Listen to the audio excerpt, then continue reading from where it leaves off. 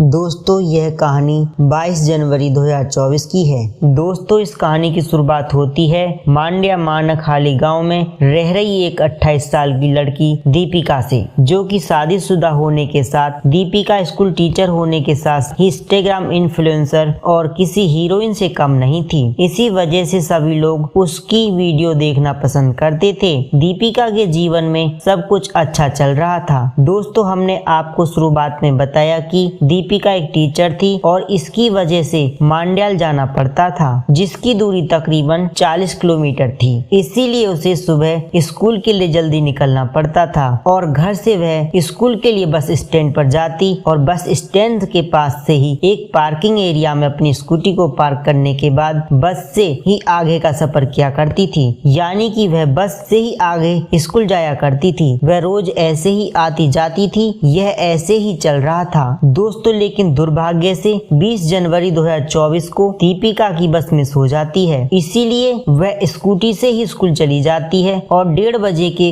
आसपास उसके पति लोकेश ने उसे फोन किया, लेकिन उसका फोन नंबर बंद आ रहा था। और फिर कुछ समय के बाद स्कूल से छुट्टी हो जाती है और काफी इंतजार करने के बाद भी दीपिका अपने घर नहीं लौटी है। और इसीलिए लोकेश परेशान होकर अपने जानने वाले सभी मित्रों और स्टाफ के लोगों को कॉल करके पूछता है कि क्या दीपिका वहां से निकली है या फिर नहीं। लेकिन स्टाफ के सभी लोग कहा कि आज 12 बजे ही दीपिका स्कूल से जा चुकी थी। दोस्तों यह सुनकर लोकेश के हाथ पैर फूल जाते हैं। उसे थोड़ा सा अजीब लगता है, लेकिन फिर भी अब उसने अपने रिश्तेदारों को फोन करना शुरू किया। लेकिन किसी भी रिलेटिव ने यह नहीं कहा कि दीपिका उसके घर पर आई है या फिर दीपिका से उनकी बात हुई है। और अब लोकेश की चिंता बढ़ती जा रही थी, क्योंकि आज से पहले कभी भी ऐसा नहीं हुआ था कि दीपिका लोकेश के बिना बताए कहीं चली जाए। इसीलिए लोकेश तुरंत ही पुलिस स्टेशन पहुंच जाता है और वहां पर जाकर दीपिका के लापता होने की रिपोर्ट दर्ज करवा देता है। हालांकि पुलिस छानबीन करना शुरू कर देती है और उसी शाम को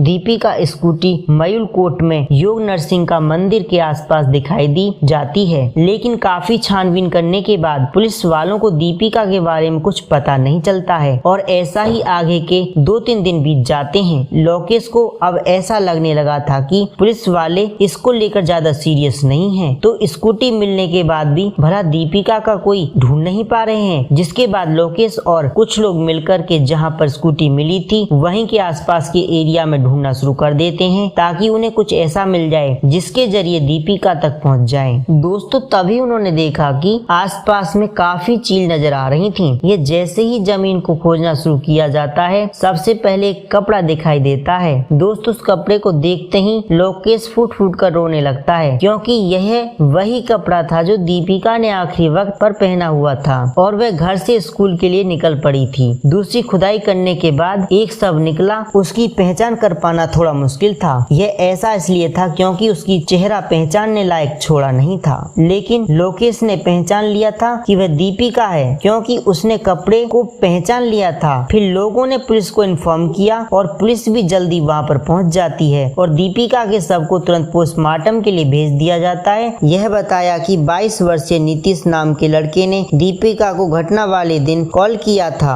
अब सबसे पहले ये समझिए कि नीतीश कौन था। अभी तक तो नीतीश वह लड़का है जो दीपिका को बहुत ही क्लोज फ्रेंड है और नीतीश का वह दीपिका के घर पर आना जाना लगा रहता है। उन फॉलोअरों में से एक होता है नीतीश। अब नीतीश ने दोस्ती इतनी बढ़ने लगती है कि नीतीश और दीपिका को दोनों एक दूसरे से घर आना जाना शुरू कर देते हैं और इसी तरीके से दोस्ती आगे बढ़ती चली जाती है। दीपिका नीतीश को अपने भाई समान समझती है और नीतीश उसे बहन कहता था, लेकिन ये सच नहीं था, क्योंकि नीतीश सिर्फ एक भाई होने का दिखावा कर रहा था। यह सब देख करके लोकेश काफी परेशान होने लगा था। आज के बाद से तुम नीतीश से ना तो कभी मिलोगी, ना ही उसे फोन पर मैसेज या बात करोगी। इन सब बातों को लेकर पति पत्नी में काफी ज्यादा झगड़ा हो जाता है। लोकेश दीपिका को वार्निंग देता है कि ना तुम उसके घर जाओगी। हालांकि दीपिका ने इस बात को स्वीकार कर लिया और उसने नीतीश से कह दिया कि हमारी दोस्ती यहीं पर खत्म होती है, तो ना तो तुम मुझसे मैसेज करोगे, ना तुम मुझे कॉल करना और ना ही मेरे घर आना। ठीक 20 जनवरी को मैंने उसे कॉल किया और उस दिन मेरा जन्मदिन भी था। क्या तुम मुझे जन्मदिन की बधाई नहीं दोगी? वह उससे नहीं मिलना चाहती है। हालांकि दीपिका ने उससे मना भी किया कि वह उससे नहीं मिलना चाहती है। वह उसके फोन को काटकर स्कूल के अंदर चली गई। नीतीश से मिलने के लिए स्कूल से निकल जाती है। समय के दोपहर करीब 12 बजे के आसपास ही दीपिका उसे बताए स्थान पर चली जाती है। वह पहले की तरह उससे बात करे, फ्रेंडशिप बनाए रखे। अब दीपिका का जैसा ही नीतीश के बारे में जान चुकी थी, उसके मन में भाई वाला प्रेम नहीं था, कुछ और खिचड़ी पक रही थी। उसके मन को पकड़ चुकी थी और इसीलिए उसने मना कर दिया और इन्हीं बातों में अब दोनों में झगड़ा शुरू हो जाता है। हालांकि यहाँ पर जो पर्यटक मौजूद थे वह सब इस देखना शुरू कर देते हैं। यहाँ तक कि एक व्यक्ति ने दूर से ही उनका वीडियो भी बना लिया था। यह देख कर कि नीतीश सतर्क हो गया। दीपिका को समझा बुझाकर अब बातों बातों में दूसरी जगह लेकर चला जाता है और वहाँ से फिर